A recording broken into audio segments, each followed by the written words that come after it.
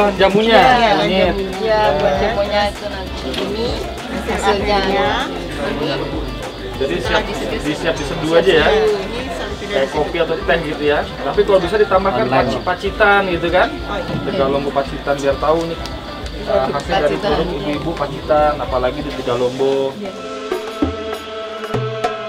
Saya hanya mendoakan semoga Panjenengan Sedoyo diberikan kesehatan, nggih. Amin. Panjang umur, senantiasa diberikan kebahagiaan, dan juga dilancarkan rezekinya. Amin. Sekaligus saya juga mohon maaf lahir dan batin karena di bulan puasa dan insya Allah di hari yang fitrah nanti di Idul Fitri kita semuanya kembali menjadi manusia-manusia yang berguna untuk keluarga, lingkungan, dan kabupatennya yang kita cintai bersama.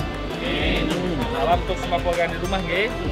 Bantuan Niko semoga bisa mengurangi beban hidup yang selama ini boleh dikatakan agak sulit kira-kira, nggih.